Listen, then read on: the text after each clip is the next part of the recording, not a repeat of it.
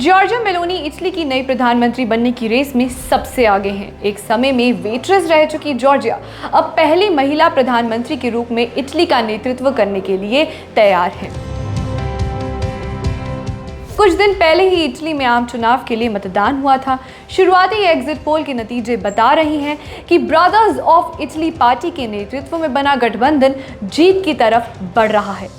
Italian चुनावों के हाल के निकट अंतिम परिणामों से पता चला है कि दक्षिणपंथी गठबंधन ने संसदीय वोट का 43% जीता है।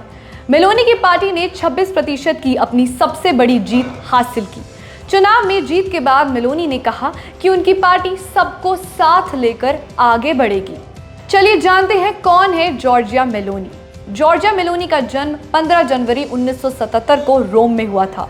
45 वर्षीय जॉर्जिया मेलोनी एक पत्रकार भी रह चुकी हैं। वे ब्रदर्स ऑफ इटली पार्टी की प्रमुख हैं। वे शुरुआत से ही राजनीति की दुनिया में सक्रिय रही हैं और 15 वर्ष की उम्र में पॉलिटिक्स में आईं।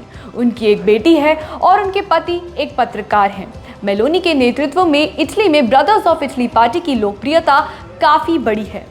मेलोनी ने इन चुनावों में ईश्वर, देश और परिवार के नारे के साथ अपना और पार्टी का प्रचार किया है।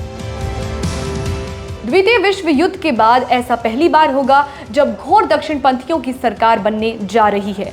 मेलोनी ब्रदर्स ऑफ इटली के सह संस्थापकों में से एक हैं और उन्होंने 2014 से इस राजनीतिक दल का नेतृत्व किया है। वे 2020 से European conservatives and reformist party की अध्यक्ष हैं। आपको बता दें कि वह एक वेट्रेस भी रह चुकी हैं।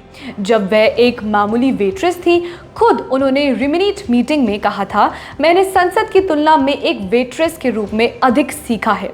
वर्किंग क्लास रोमन बैकग्राउंड वाली मेलोनी का जीवन राजनीति में आने से पहले संघर्षों से भरा था। फुल टाइम राजनेता बनने से पहले उन्होंने वेट्रेस, बारटेंडर और नैनी जैसी कई नौकरियां भी की थी। वे रोम के सबसे प्रसिद्ध नाइट क्लब में से एक पाइपर क्लब में काम करती थी। 2008 में इटली के तत्कालीन प्रधानमंत्री सिल्वियो बर्लुस्कोनी ने उन्हें देश का यूथ मिनिस्टर नियुक्त किया। वे इस पद पर नियुक्त होने वाली सबसे युवा मंत्री थी। उनकी पार्टी को 2018 में सिर्फ 4.5% ही वोट मिले थे, लेकिन इसके बाद ब्रदर्स ऑफ इटली की लोकप्रियता में जबरदस्त उछाल आया है। जॉर्जिया मेलोनी के प्रधानमंत्री बनने के कयासों से पहले ये बातें भी सामने आ रही थी कि इटली यूरोपीय संघ का हिस्सा नहीं रहेगा। कहा जा रहा था कि जॉर्जिया प्रधानमंत्री बनती हैं तो वह यूरोपीय संघ से अलग हो जाएंगी। बता दें, जॉर्जिया रेफ्यूजी क्राइसिस को लेकर काफी मुखर रही हैं और वह इसका कारण यूरोपीय संघ को ही मानती हैं।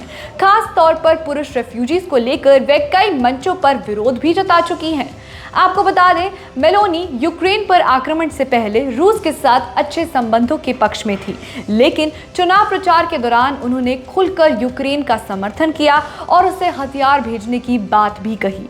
जॉर्जिया मेलोनी समलैंगिकता की विरोधी हैं और वे अक्सर LGBTQ लॉबी के खिलाफ बातें भी करती आई हैं। जॉर्जिया के PM बनने के बाद भारत पर क्या असर पड़ेगा? कई मीडिया रिपोर्ट्स में यह कहा गया है कि जॉर्जिया का इटली के PM पद पर काबिज होना भारत के लिए फायदेमंद ही साबित होगा। इसके पीछे वजह दोनों देशों की सत्ताधारी पार्टियों की एक समान विचारधारा है। भारत में बीजेपी और इटली की ब्रदर्स ऑफ इटली गठबंधन, दोनों ही पार्टियां दक्षिणपंथी विचारधारा से जुड़ी हैं।